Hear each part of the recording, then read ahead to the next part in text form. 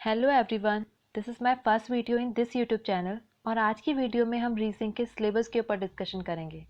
किसी भी एग्ज़ाम की तैयारी करने से पहले जो सबसे इम्पोर्टेंट चीज़ होती है वो होता है कि उस एग्ज़ाम के बारे में समझें, इसमें कौन कौन से सब्जेक्ट आते हैं इस बारे में जानें। तो रीजनिंग एक ऐसा सब्जेक्ट है जो हर एग्ज़ाम में आता है, चाहे वो एसएससी हो या बैंकिंग।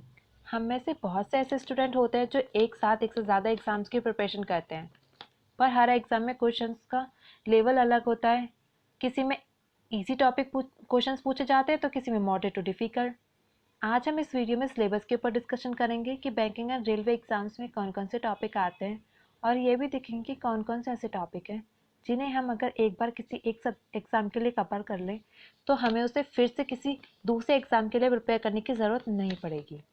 जो हमारे रेलवे एग्ज़ाम हो और एसएससी एग्ज़ाम होते हैं उनका सिलेबस रीजनिंग का सेम ही होता है, पर बैंकिंग एग्ज़ाम में क्वेश्चंस का लेवल हाई होता है एज़ कम्पेयर टू एसएससी और रेलवे एग्ज़ाम्स। तो देखते हैं कि हमारे बैंकिंग एग्ज़ाम्स का सिलेबस क्या है, इसमें कौन कौन से टॉपिक आते हैं। Alphabet test. अल्फ़ाबेट टेस्ट एक ईजीएस्ट एंड स्कोरिंग टॉपिक है रीजनिंग का, जो कुछ ही मिनट्स में हमारे मार्क्स पक्के कर देता है। इनइक्वालिटी। इनइक्वालिटी भी ऐसा टॉपिक है जो एक बार अच्छे से पढ़ लिया जाए तो पूरे मार्क्स देकर जाता है। स्लॉगिज्म। स्लॉगिज्म भी एक स्कोरिंग टॉपिक है। अगर हमने इसके हर एक टाइप को अच्छे से कर लिया तो हम आसानी से 5 मार्क्स गेन कर सकते हैं। Direction test. डायरेक्शन टेस्ट के भी कुछ क्वेश्चन हमसे पूछे जाते हैं। कुछ क्वेश्चन ब्लड रिलेशन के भी देखने को मिलते हैं। Coding decoding.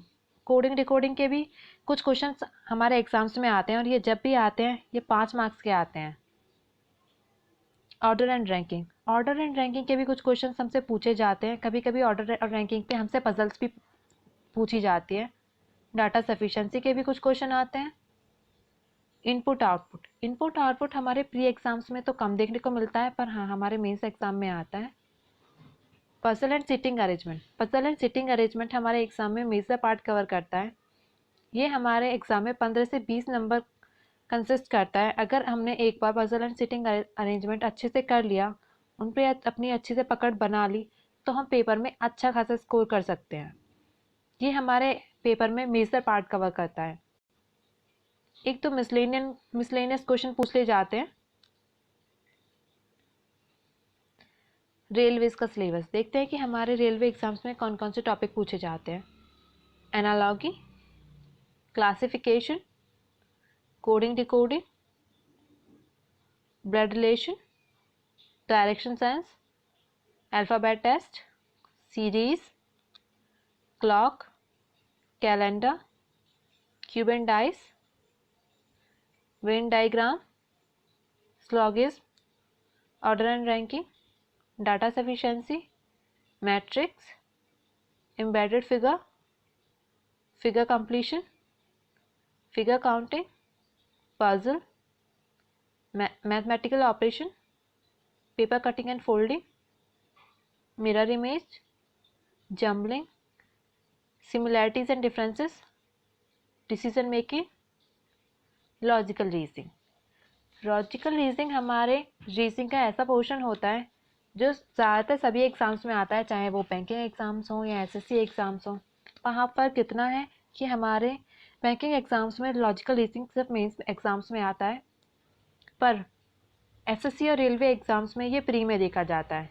देखते हैं कि हमारे लॉजिकल रीजनिंग में कौन कौन से टॉपिक होते हैं। Statement and conclusion, statement and assumption, statement and argument, course of action, cause and effect, passage inference, decision making. ये कुछ ऐसे टॉपिक है जो एसएससी, रेलवे और बैंक एग्जाम में सेम होते हैं, जिन्हें हम एक बार कर लें तो दोबारा करने की ज़रूरत नहीं है। हमारे बैंकिंग एग्जाम्स में ये टॉपिक हाई लेवल के आते हैं, जिसके लिए हमें बैंकिंग के सारे टॉपिक्स बेसिक से हाई पढ़ने की ज़रूरत है। और हमारे एसएससी और रेलवे एग्ज़ाम में क्वेश्चंस का लेवल ईजी होता है, तो अगर हम इन टॉपिक्स को अच्छे से पढ़ लें तो हमें इन्हें दोबारा करने की कोई ज़रूरत नहीं है। देखते हैं कि कौन कौन से टॉपिक्स हैं। Syllogism, blood relation, coding decoding, direction test, order and ranking, data sufficiency, puzzle, series. Series मैंने बैंकिंग के रीजनिंग में मैंने इंक्लूड नहीं किया था, क्योंकि जब हम बैंकिंग की प्रिपरेशन करते हैं तो ये क्वांट में आती है और हमें क्वांट में इसके 5 मार्क्स को देखने को मिलती है। तो जब हम उसे वहाँ पे कवर करेंगे तो ये हमारा एसएससी एग्ज़ाम्स में भी फिर हमें दोबारा करने की कोई ज़रूरत नहीं है, क्योंकि उसमें कुछ पैटर्न्स होते हैं। जब हम उन्हें बैंकिंग के लिए सॉल्व करते हैं तो वो पैटर्न्स हमें याद हो जाते हैं, तो हम उन्हें रीजनिंग में भी अच्छे से ईजीली सॉल्व कर सकते हैं। Scoring topic in banking examination, ये कुछ ऐसे टॉपिक्स हैं जिन्हें अगर हम बहुत अच्छे से कर ले तो हम अपने बैंकिंग एग्जाम्स में काफ़ी अच्छा खासा स्कोर कर सकते हैं। देखते हैं कि ये कौन कौन से टॉपिक हैं। अल्फ़ाबेट सीरीज़, ये 5 नंबर का देखने को मिलता है एग्ज़ाम में।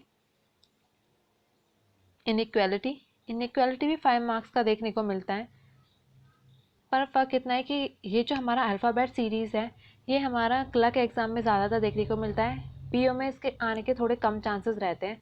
इनइक्वालिटी हमारा पीओ में आता है और क्लर्क में भी आता है। सिलोगिज्म के भी 5 क्वेश्चन देखने को मिलते हैं। कोडिंग डिकोडिंग जब भी आता है 5 मार्क्स का आता है। डाटा सफिशिएंसी के भी कभी कभी पेपर में क्वेश्चन देखने को मिल जाते हैं, पर ये एग्जामिनर पे डिपेंड होता है कि वो कितने मार्क्स का दे, 5 का दे, 3 का दे या 4 का दे। Puzzle and sitting arrangement, puzzle and sitting arrangement हमारा 15 से 20 नंबर कवर करता है एग्ज़ाम में।